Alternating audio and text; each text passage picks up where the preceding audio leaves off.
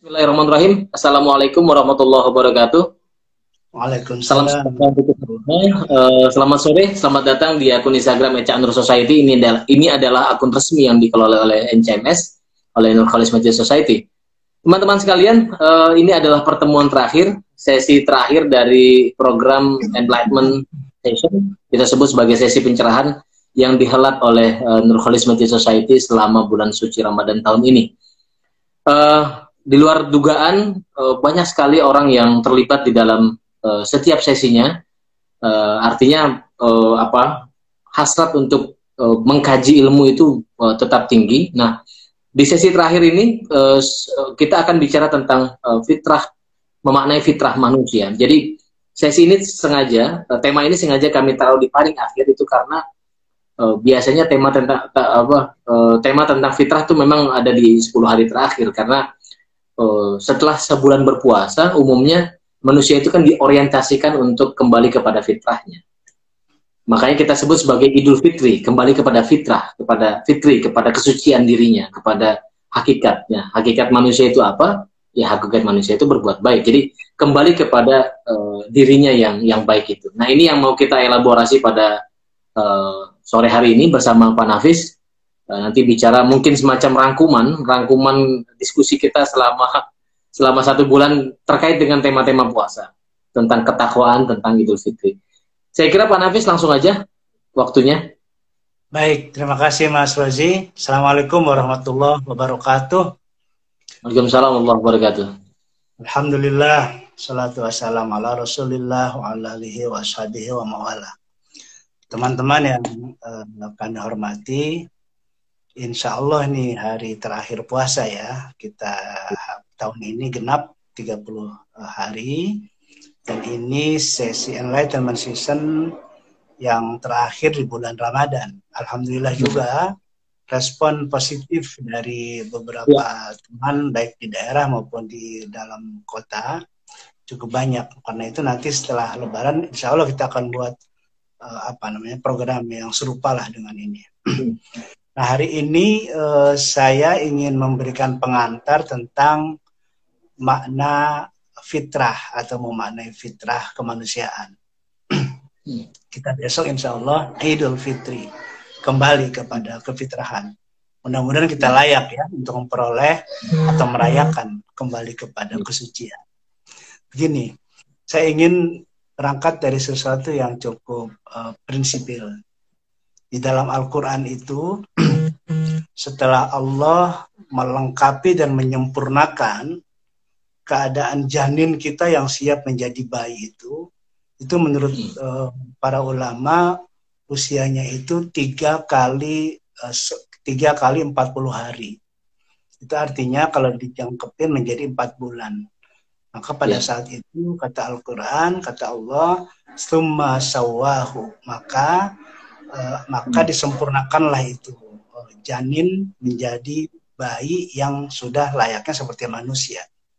Wa nafakhtu fihi wa nafakhtu min ruhihi wa nafakha min ruhihi wa ja'ala lakum sam'a wal absara wal afidah qalilan ma tashkurun.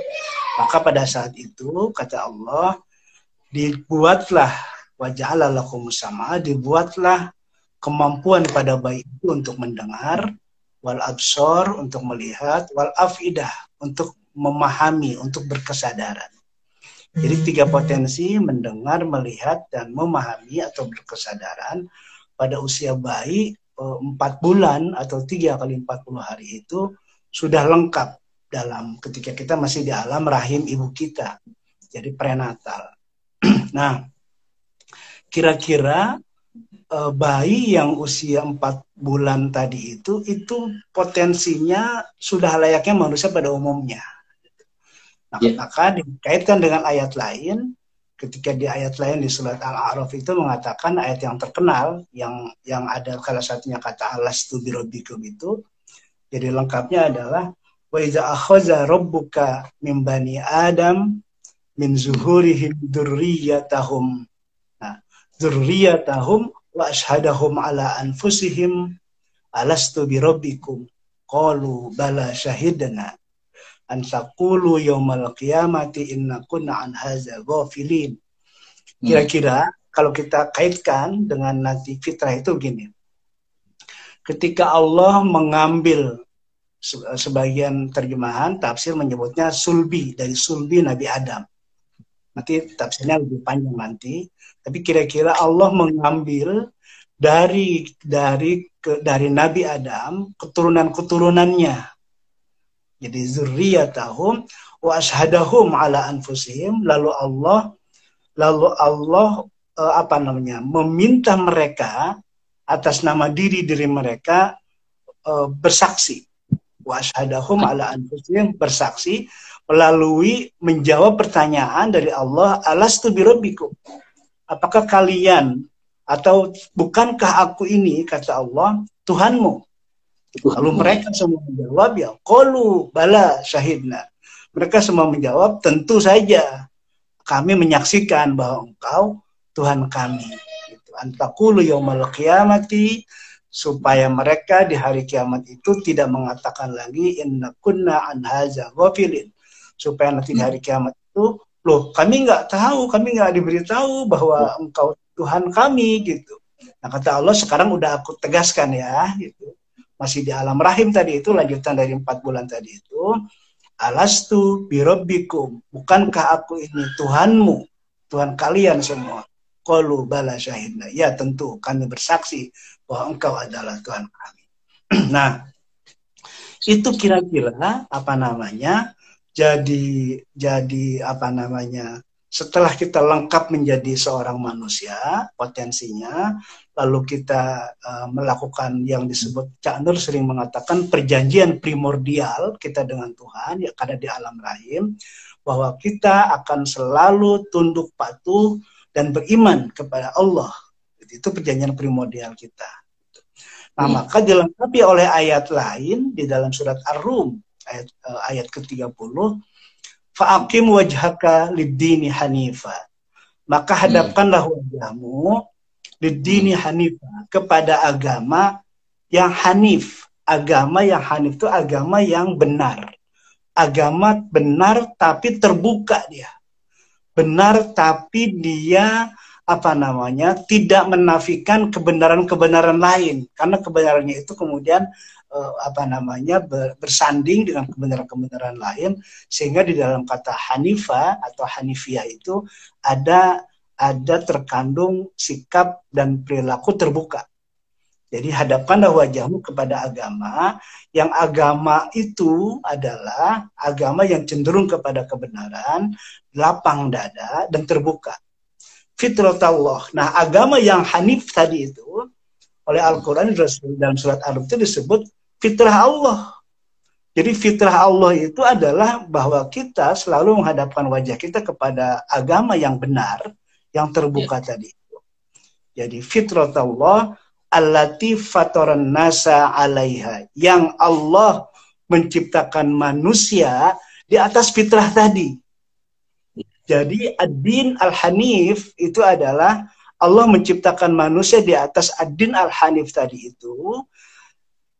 La tabdila li khalqillah, dan fitrah seperti tadi itu tidak akan pernah berubah.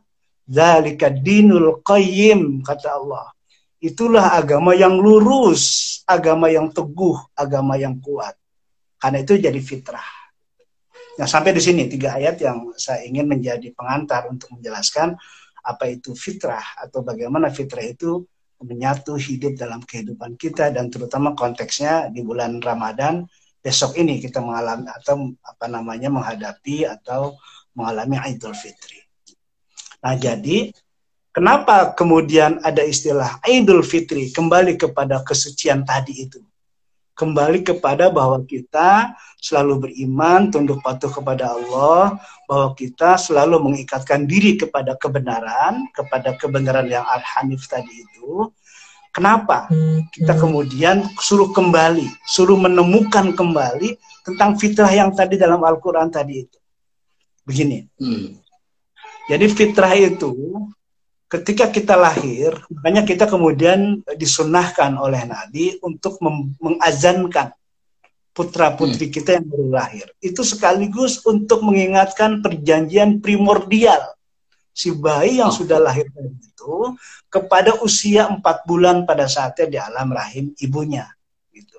Kanan diazankan, kiri kemudian dikomatkan untuk mengenal kata-kata, untuk mengingatkan kembali. Karena manusia salah satu pokok yang paling besar problemnya adalah lupa.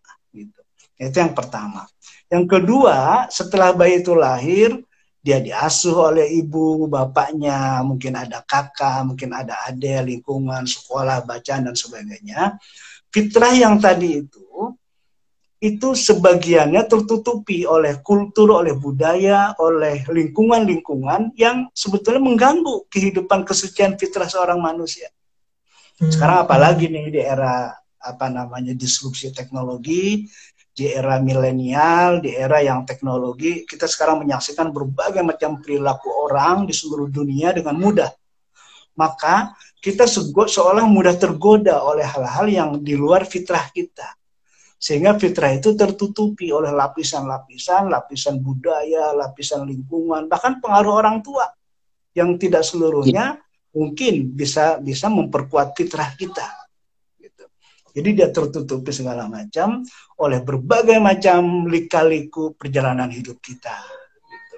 Nah maka dari berbagai macam perjalanan dan kemudian fitrah tertutup oleh lapisan-lapisan yang begitu kasar, begitu tebal dan sebagainya itu juga banyak gitu. Maka Allah sebetulnya mengirimkan agama itu salah satunya supaya kita kembali ke fitrah kita. Itu agama dengan para rasul dan kitab sucinya itu adalah sebagai cara Allah untuk memberi, untuk membantu, mendorong dengan cara-caranya dalam agama itu supaya kita kembali ke fitrah dan supaya kita tetap berada dalam fitrah kita sebagai manusia yang tadi disebutkan di Al-Quran tadi itu, yang bahwa kita diciptakan berdasarkan fitrah tadi itu. Fitrah yang selalu condong kepada ikatan yang benar, agama yang benar, fitrah yang selalu mengimani dan terus mengakui bahwa Tuhan adalah sebagai yang hak kita sembah dan yang hak kita imani dan kita tunduk patuhi. Nah, dari sekian agama-agama itu sama sholat, ibadah-ibadah lain juga dalam rangka bagaimana mensucikan, bagaimana membersihkan fitrah-fitrah kita. Nah, salah satu cara membersihkan lapisan-lapisan fitrah kita adalah dengan cara puasa ini, Ramadan ini.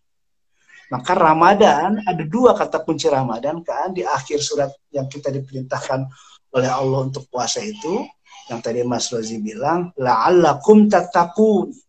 Semoga kita dengan puasa itu, la'allakum itu ya belum terjadi loh. Baru mudah-mudahan, yang akan datang. Mudah-mudahan dengan puasa yang kalian lakukan ini, kalian tergolong manusia-manusia yang bertakwa. Yang takwa itu secara spiritual dan secara sosial. Jadi takwa itu bukan hanya secara spiritual.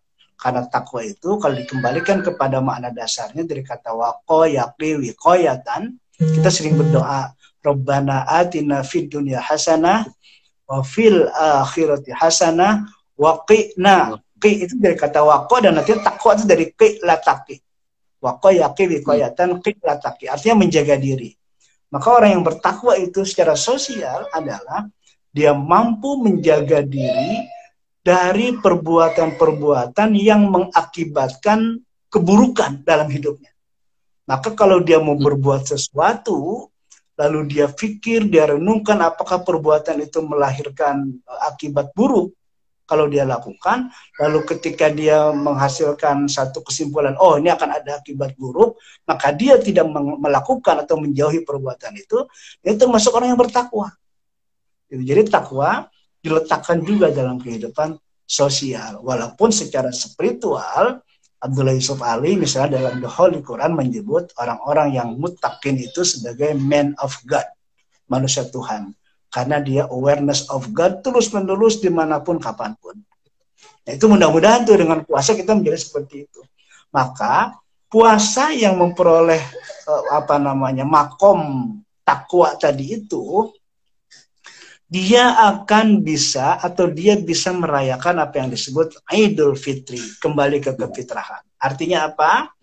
Lapisan-lapisan fitrah dalam diri kita itu mulai terkikis di puasa hari pertama, kedua, dan sebagainya. Sudah yang dari pembicara awal sampai yang kemarin itu berbicara soal bagaimana ketajaman puasa itu mengasah aspek spiritual sekaligus mengasah aspek sosial. Nah, jadi dikikis, saya pernah mengatakan di sesi ini bahwa 10 hari pertama itu ibarat pertempuran Fir'aun dengan Musa, saya bilang. Karena kita dalam rangka menundukkan an-nafsu ammaroh. Itu pertempuran Musa, Fir'aun sebagai perwujudan dari nafsu tirani tadi itu. Dan Musa sebagai perwakilan dari syariah, dari agama yang harus benar sesuai dengan hukum dan rukun-rukunnya. Di puasa 10 hari kedua, itu bukan lagi pertempuran, tapi pertemuan antara Musa dan Khidir. Maka di situ sudah ada aspek penyatuan, aspek keseimbangan antara syariat dan ma'rifat. Maka di 10 hari ketiga, dengan kekuatan syariat dan ma'rifat yang dilambangkan oleh Musa dan Khidir tadi itu, kita naik dan kita akan menemukan apa yang disebut hakikat. Maka di alam hakikatnya, semua hal tidak akan berubah lagi.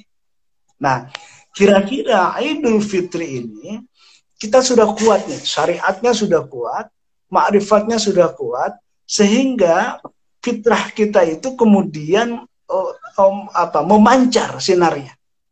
Karena penutup-penutupnya itu terkikis, maka di hari terakhir puasa, yang malamnya kita rayakan dengan takbir, dengan ucapan Allahu Akbar, maka semua lapisan-lapisan itu dengan puasa terkikis, dia rontok, dia luruh dia semuanya, sehingga fitrah kita kemudian memancari, menyinari seluruh kehidupan kita, dan saat itulah kita kembali kepada kesucian. Artinya kita kembali kepada awal kehidupan kita yang suci, yang pada saat kita dilahirkan, yang prosesnya tadi dari usia 4 bulan, lalu kemudian ada perjanjian primordial alastu birabbikum, lalu kemudian kita diwajibkan untuk fa'akim wajhaka lid-dini hanifa, dan setelah lahir kita kemudian diajankan dan sebagainya. Tapi dalam perjalanan dari lahir ke dewasa sampai sekarang di masing-masing usia kita ini, fitrah yang tadi sudah terpupuk, yang sudah tertanam tadi itu sering mati, sering tidak berfungsi karena tertutup oleh berbagai macam lapisan-lapisan nafsu kemanusiaan. Maka melalui puasa itu kita kikis kembali, sehingga mudah-mudahan selain kita memperoleh makom sebagai orang-orang yang bertakwa, kita juga masuk ke dalam suasana yang suci, suasana yang fitrah. Kita kembali kepada kesucian sebagaimana kita dulu dilahirkan oleh ibu kita. Saya kira sebagai pengantar itu, Mas Haji, silakan kalau ada beberapa yang perlu kita diskusi. Baik, terima kasih Pak Nafis. Cukup gamblang penjelasan tentang fitrah ya. Kalau Cak Nur kan sampaikan memang yang tadi saya sempat singgung di awal bahwa fitrah manusia itu kan memang ya baik gitu loh, berbuat baik. Jadi dia selalu punya potensi untuk benar, hingga bebas untuk mengatakan sesuatu, untuk didengarkan. Jadi ia kembali. Jadi kalau tadi mendengarkan penjelasan Pak Nafis bahwa ketika setelah puasa 30 hari dia kembali ke kesucian nuraninya, kesucian dirinya. Jadi secara alamiah dia itu manusia itu kembali kepada tadi kebaikan, kebijaksanaan, kebenaran, karena itu hakikat manusia yang sesungguhnya. Nah, ini ada teman yang sudah mulai bertanya. Ini Bang Joyce Karo ini dari Manado. Pertanyaan dia adalah, beragama dengan rendah hati hubungan dengan fitrah itu bagaimana, Pak Nafis? Beragama dengan rendah hati, ya. Rendah hati dalam bahasa agama itu disebut tawadu. Itu jelas. Jadi gini, kebenaran, kalau kita yakin pada satu kebenaran, yang kebenaran itu kita anut, maka kita pasti akan rendah hati. Karena apa? Karena kebenaran itu dihajar, dikritik, disalahkan sebesar apapun, dia akan tetap menjadi kebenaran. Karena itu tidak perlu di situ ada kesombongan dan sebagainya. Makanya di situ ada istilah keterbukaan. Karena efek dari rendah hati itu dia terbuka. Jadi hanya orang-orang sombong yang tidak terbuka, yang tertutup, yang merasa paling benar. Jadi efek dari rendah hati tadi terbuka. Makanya Cak Nur pernah mengutip satu hadis yang sering Cak Nur jelaskan dalam berbagai tulisannya. Ahabbul adyan ilallah al-hanifiyah as-samhah. Agama yang paling disukai oleh Allah adalah al-hanifiyah as-samhah. Apa al-hanifiyah as-samhah tadi? Sikap kebenaran yang memegang kepada kebenaran yang lapang dan terbuka. Jadi kebenaran yang kita pegang itu harus dibuka untuk dikritik oleh siapapun, dan kita dengan lapang menerima berbagai kritikan dari siapapun tadi itu, serta terbuka kepada kritikan-kritikan itu. Siapa tahu memang kritikan-kritikan itu ada yang benar, maka dari yang benar itu akan memperkuat kebenaran-kebenaran yang kita pegang. Makanya Allah sangat menyukai orang-orang yang beragama dengan dada yang lapang, dengan sikap dan perilaku yang terbuka. Ulama lain menambahkan, kata Cak Nur di buku, itu dikutip di buku Indonesia Kita, menambahkan al-hanifiyah as-samhah as-sahlah. Mudah. Jadi sudah benar, lapang dada, terbuka dan mudah. Jadi kira-kira beragama itu tidak sulit. Nah, kalau hari ini ada beberapa kelompok atau orang itu menganjurkan kita begitu ketat beragama, nah, itu sebetulnya bukan tidak disukai oleh Allah. Karena agama yang paling disukai oleh Allah adalah agama yang lapang, yang terbuka, dan asahlah, dan mudah. Jadi hubungannya sangat erat itu. Bahwa itu semua yang tadi saya jelaskan itu al-hanifiyah as-samhah as-sahlah, itulah fitrah. Karena Allah menciptakan manusia di atas fitrah itu, yang fitrah itu tidak akan berubah, tetapi dia tidak bisa tertutup segala macam. Karena makanya tadi kata Mas Ozi bilang, ketika kita berbuat salah, ketika kita menolak kebenaran, ketika kita sombong, ketika kita orang lain sebetulnya lebih tinggi dari kita, tapi karena ada gengsi dan sebagainya, kita kemudian tidak bisa menerimanya. Disitulah ada penderitaan, bahwa kita menjadi sakit, kita menjadi tidak tenang gitu. Karena apa? Karena fitrah kita harusnya menerima kebenaran, tapi karena ada gengsi dan sebagainya, kita menolak.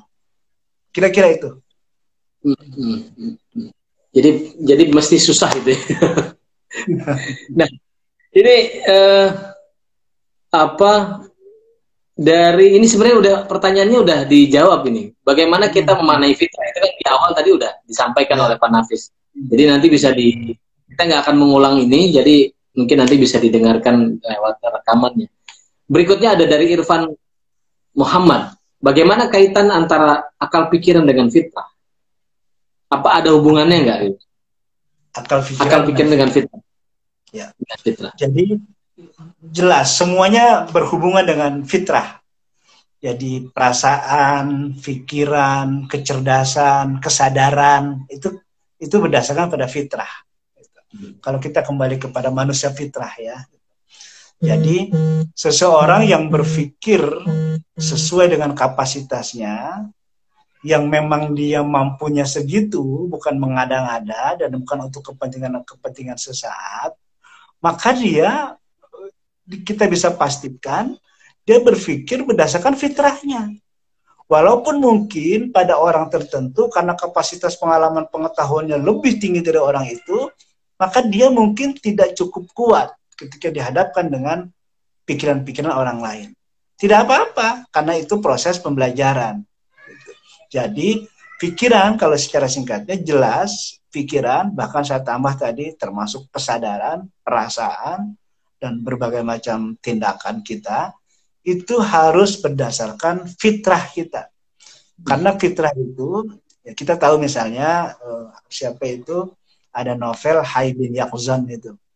Jadi Hai itu kehidupan, bin itu anak, Yaqzan itu kecerdasan.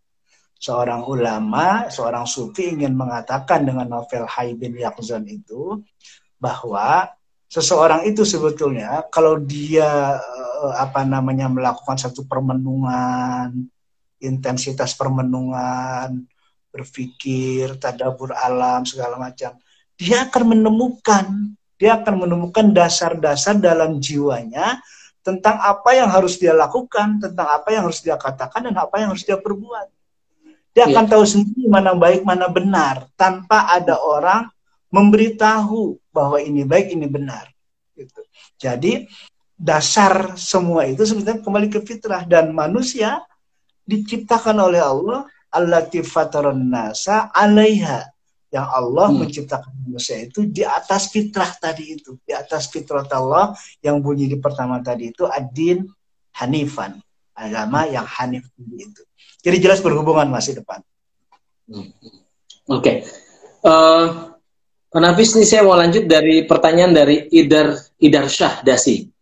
Apakah ada perbedaan keberuntungan yang mempengaruhi fitrah bagi yang lahir dari orang tua yang agama Islam dan yang bukan? Fitrah apa tadi, keberuntungan? Fitrah itu kan dasari, sebetulnya alamiah aja, dia nggak mungkin. Tapi silakan Pak Nafis.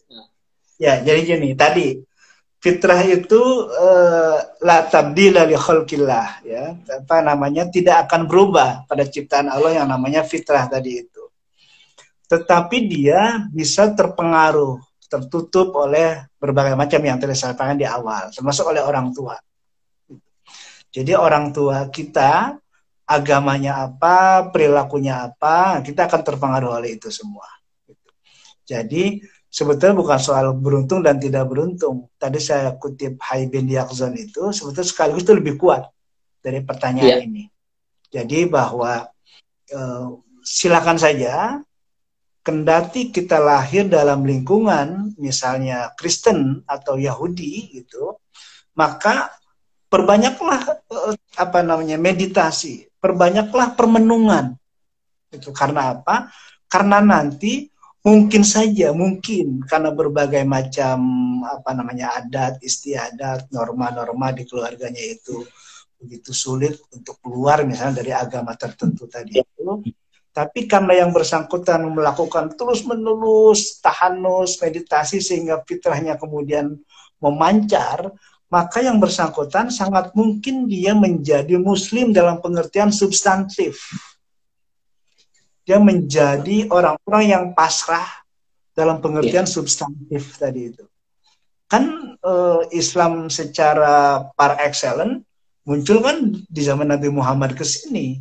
Tapi para nabi sebelumnya yang 24 itu kan yang disebut di Quran. Yang tidak ada 124.000 nabi dan 315-nya kan katanya rasul gitu. Itu artinya bahwa orang-orang yang memiliki sikap berislam itu adalah jauh sebelum Nabi Muhammad diutus.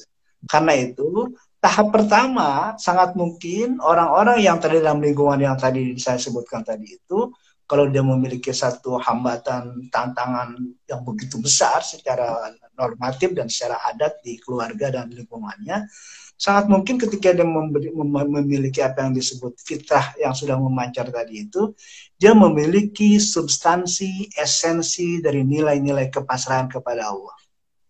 Dan itu biasa, itu banyak orang. Saya kira itu. Ya. Nah ini menarik nih, setelah ini ada dari Ray Aryono. Sudah sekian lama Idul Fitri dirayakan, tapi kok sepertinya belum bisa dirasakan kurang peka apa yang menyebabkan fitrah itu.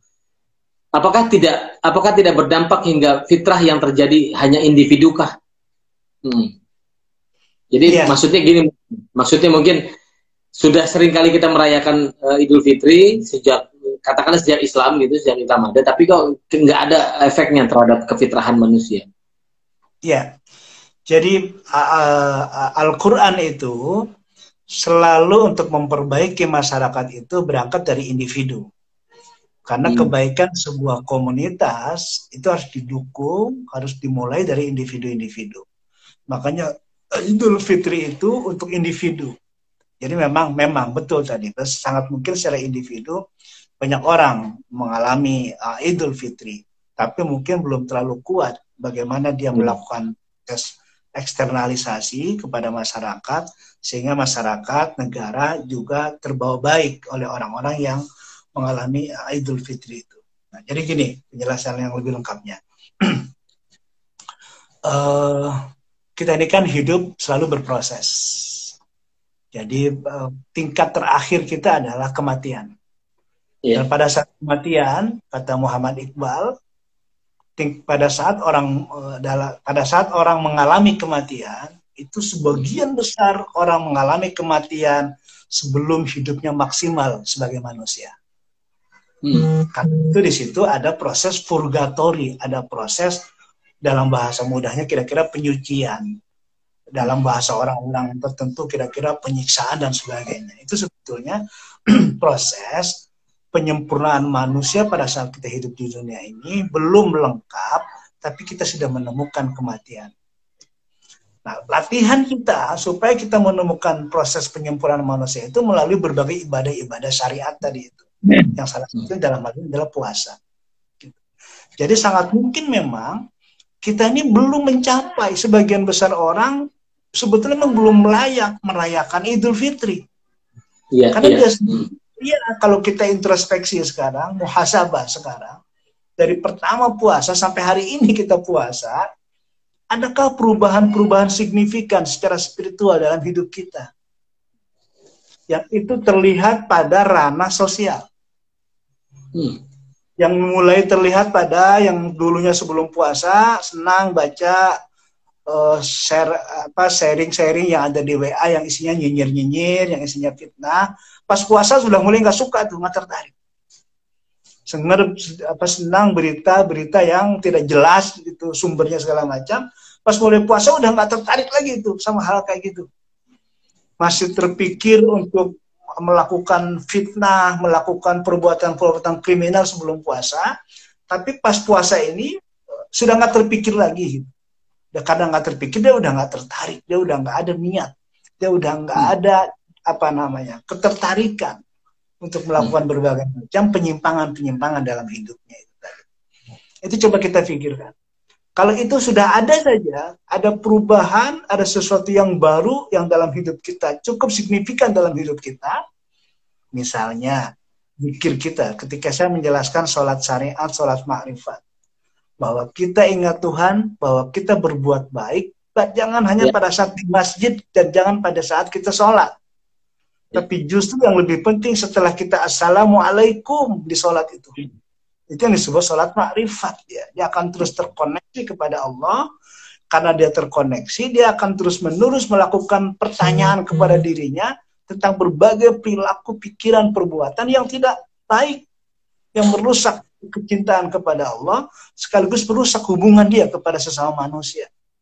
Nah, jika itu terlihat setelah 30 hari kita puasa di hari ini, maka orang-orang seperti itu mungkin 1/8 atau 1/4 atau setengahnya, 1/2 dari Idul Fitri. Udah lumayan lah, dia separuh layak merayakan Idul Fitri.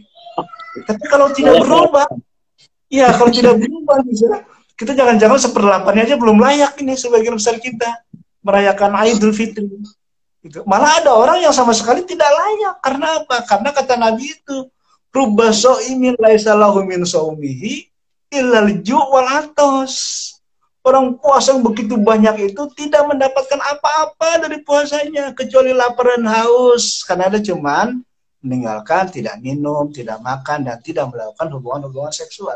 Maka orang yang seperti tadi yang disinggung oleh hadis tadi itu sebetulnya dia tidak layak merayakan Idul Fitri. Tapi terus gimana, Pak, ini situasi kayak gini? Terus aja terus. Kalau pernah dulu Hamka ditanya, Buya Hamka pernah ditanya dalam beberapa tanya jawab itu, Buya, bagaimana ini? Kira-kira, saya sholat, tapi saya berbuat jahat, atau saya berbuat baik, tapi saya tidak usah sholat. Buya Hamka jawabannya mudah aja. Kamu sholat aja masih berbuat jahat. Apalagi kamu nggak sholat, gitu. Nah, kira-kira kamu kalau saya memetaforkan, mengkiaskan kepada Hamka, guru kita, kamu puasa saja belum layak merayakan Idul Fitri, apalagi kamu nggak puasa. Jadi nggak apa-apa, Mas. Puasa aja terus gitu, puasa. Sampai kapan? Ya mungkin sampai usia kita sudah mulai sepuh gitu ya, sudah mulai tidak tertarik lagi pada yang sifatnya duniawi gitu. Iya, walaupun masih sebatas pada tadi itu menahan yang syariat tadi, menahan lapar, haus, jalanin aja gitu ya. Jalanin aja. Kata Hamka, kamu itu aja masih kamu belum layak merayakan Idul Fitri, apalagi kamu nggak melakukan itu, gitu. Kira-kira itu Mas Rasid. Ya, artinya kalau ada kesungguhan, itu kan pasti ada perubahan pada dimensi moral dan sosial tentu saja. Itu nggak mungkin kosong sama sekali. Pasti ada imbas. Karena kan sesungguhnya kan ini perjuangan kita melawan setan. Melawan setan yang mengganggu kita. Dan setan itu usianya kan seusia Nabi Adam. Ketika Allah usjudu li Adam. Jadi dia sangat senior dia. Dan kita akan mudah terperdaya oleh setan karena dia udah tahu semua ini. Ujung-ujungnya seperti saya cerita Syekh Abdul Qadir Jailani, itu cara berpikir kita yang dimainkan supaya kita sombong, supaya kita merasa banyak berjasa dan sebagainya. Tapi kan Allah berjanji, dan setan iblis kan berjanji sama Allah. Ketika kata Allah, ketika engkau karena tidak mengingkari perintahku untuk menghormati Adam dengan cara bersujud, maka engkau mulai sekarang terkutuk. Gitu. Maka kata iblis, oke, ya Allah, karena aku sekarang sudah terkutuk, qala Rabbi bima agwaitani, kata iblis kepada Allah, karena engkau telah mengutukku sekarang ini sebagai makhluk yang terkutuk sampai hari kiamat, la uzayyina lahum fil ardi wa la ughwiyannahum ajmain. Maka izinkan kepada aku untuk menggoda manusia-manusia dengan cara apa? Menggoda manusia, iblis menggoda manusia dengan cara sesuatu yang jahat, sesuatu yang maksiat itu seolah-olah menjadi baik. Jadi cara iblis itu begitu. Kalau kita membuat sesuatu, kita mikir, ini jahat nggak ya? Pikir-pikir. Nah, iblis masuk tuh. Enggak, itu baik kok. Enggak, itu kamu punya alasan apa melakukan rasionalisasi terhadap kejahatan sehingga dia mengira kejahatan itu jadi baik gitu. Irrationalisasi. Gitu. Maka dia itu caranya, walau ughwiyannahum ajmain, dan pasti orang semua tergelincir, kata iblis. Dengan caranya yang canggih ini, pasti semua orang tergelincir. Illa ibadaka minhumul mukhlasin. Kecuali hamba-hambamu yang mukhlas. Katanya bukan mukhlis loh di situ, tapi mukhlas. Kalau mukhlis itu kita masih berjuang untuk menjadi seorang yang ikhlas. Kalau mukhlas itu sudah jadi habit kita. Bahwa kita sudah being ikhlas, being mukhlis, jadi mukhlas. Jadi orang yang mukhlas itu udah mikir lagi dia. Maka iblis angkat tangan menggoda orang-orang yang mukhlas tadi itu. Makanya puasa ini pun itu kan takwa. Takwa itu dengan takwa itu sudah di bawahnya takwa itu ada mukhlas di situ.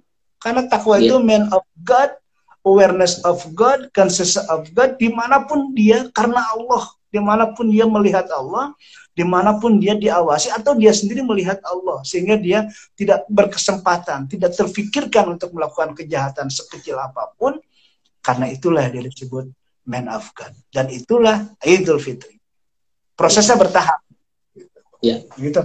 Oke. Pak Nafis, ini masih ada beberapa, jadi mudah-mudahan bisa terjawab semua. Ini ada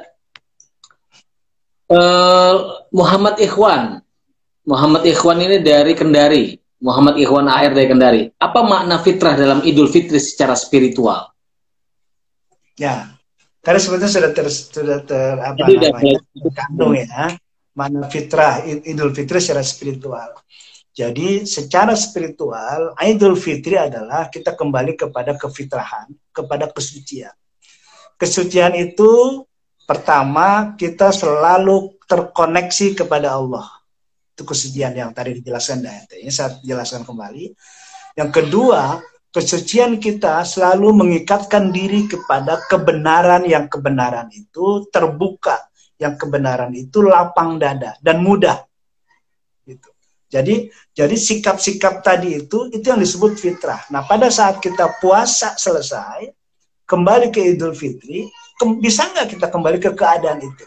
Maka ciri-ciri sosialnya misalnya Idul Fitri, dia menjadi toleran. Dia menjadi menerima kehidupan dengan berbagai macam pluralisme, dengan berbagai macam perbedaan. Tanpa kemudian menyalahkan, bahkan mendiskriminasikan orang-orang yang beragama berbeda dan orang-orang yang berpaham berbeda dengan dia. Karena apa? Karena secara spiritual, dia sampai kepada nilai-nilai kebenaran yang terbuka tadi itu, karena yang maha mutlak hanya Allah, selain Allah adalah relatif, maka secara spiritual yang terbuka kepada Al-Hanifiyah As-Samha wa Sahlah tadi itu, melahirkan efek positif pada kehidupan sosialnya. Itu tadi itu. Dia menjadi menyapa tetangganya walaupun non-muslim misalnya, berbagi makanan kelebihan kepada siapapun yang dia kira bisa membutuhkannya. Tidak dilihat lagi apakah dia berbeda pendapat, bahkan tidak dilihat lagi bahwa dia beragama yang berbeda dengan kita. Jadi itu kira-kira. Ya, itu ya tadi Mas Ikhwan, Pak Ikhwan dari Kendari. Selanjutnya ada dari Senando. Senando, apakah kembali kepada fitrah itu harus diikuti dengan pengalaman-pengalaman mistis sebagai parameter seseorang telah kembali kepada kebenaran atau fitri? Misalnya, dikatakan mendapat Lailatul Qadar, digambarkan sebagai cahaya seperti itu. Ya, Lailatul Qadar ini sebetulnya masih harus perlu kita gali lebih dalam. Karena Lailatul Qadar itu satu suasana di mana orang mendapatkan satu keputusan dari Tuhan. Ada ulama yang mengatakan apa yang tadi saya sebut, summa sawwahu wa nafakha fihi min ruhihi wa ja'ala lakumus sam'a wal absara wal afida, itu disebut malam itu untuk seorang bayi disebut malam Lailatul Qadar. Karena malam ditentukannya dia memiliki pandangan, penglihatan, pendengaran, dan kesadaran. Dan sejak itulah, menurut hadis-hadis, ditentukan tentang nasib anak-anak itu, nasib orang itu. Maka malam itu disebut malam Lailatul Qadar. Ada juga nih yang misalnya sebelum menjawab soal tadi, ya soal mistis segala macam. Ada juga, misalnya Profesor Fazlur Rahman, guru Cak Nur di Chicago itu, pernah dalam beberapa tulisan, juga dalam tema pokok Al-Quran itu, Lailatul Qadar itu sebetulnya hubungannya dengan, yaitu pertama ketika Nabi Muhammad memperoleh wahyu dari Allah di Gua Hira. Kedua, berhubungan juga dengan Mi'raj. Jadi Mi'raj, Lailatul Qadar, dan wahyu turun kepada Nabi Muhammad tadi itu satu momen sebetulnya. Satu momen yang momen itu susah sekali dijelaskan secara bersamaan, sehingga kemudian sejarah melepaskannya, Mi'raj sendiri, Lailatul Qadar sendiri, Nuzulul Quran sendiri. Itu kira-kira itu. Ya, dan Nuzulul Quran, Lailatul Qadar, Mi'raj, seorang menjadi tiga entitas yang sebetulnya kata Fazlur Rahman satu saja peristiwa itu pada Nabi. Itu satu. Kan sejak itulah kemudian Nabi memperoleh seluruh potensi kandungan Al-Quran ke dalam hati Nabi. Dan Nabi kemudian mengeluarkan sesuai peristiwa ketika dia turun ke masyarakat. Nah, ini artinya apa? Tadi, jadi kan tidak ada yang tahu sekarang. Emang sekarang kita tahu seseorang mendapatkan Lailatul Qadar. Kecuali lelucon kan ada seseorang namanya di sini Lailatul Qadar, gitu kan? Gitu. Kan tidak ada. Karena apa? Karena Lailatul Qadar itu sebuah kesadaran kebertuhanan. Yang kesadaran kebertuhanan itu sangat mungkin efektif diperoleh pada saat bulan puasa ini. Sementara di bulan-bulan lain bisa sangat mungkin diperoleh. Jadi, karena kita sendiri kadang-kadang yang melakukannya mungkin tidak paham apakah ini Lailatul Qadar atau tidak, apalagi orang lain, maka buat kita yang hidup di masyarakat, efek Lailatul Qadar apakah benar atau tidak, yang penting kita lihat perilaku dia setelah Lebaran secara sosial. Untuk apa juga dia gembar-gembar bahwa alhamdulillah saya bulan ini merasakan mendapatkan Lailatul Qadar. Itu aja dia udah batal. Ya. Karena itu di balik cerita itu ada kesombongan, yang itu adalah pujian terakhir buat orang-orang yang saleh. Mungkin dia betul, mungkin dia mendapatkan Lailatul Qadar, mungkin betul. Tapi dengan cara dia mengatakan alhamdulillah puasa saya sekarang ini segala macam gitu, sehingga saya mendapat Lailatul Qadar. Itu saja dia udah batal, walaupun dia benar. Jadi tidak jangan terpengaruh oleh itu, baik kepada diri kita maupun apalagi orang lain. Gitu. Kita bilang, aduh kok saya perasaan udah puasa sungguh-sungguh ya, tapi kok saya nggak dapat Lailatul Qadar. Jangan-jangan itu Anda dapat Lailatul Qadar dengan cara Anda bisa berpikir seperti itu, tapi jangan diumumkan. Cara mengumumkan ke orang lain, rubah aja perilaku kita. Jadi pengumuman ke orang lain bukan menceritakan pengalaman spiritualitas kita, tapi tunjukkan apa namanya dimunculkan sikap perilaku terpuji kita. Kira-kira itu, Mas. Cukup masih mendalam ya, tapi kira-kira untuk menjawab sementara itu jawabannya. Iya, jadi lebih kepada apa ya?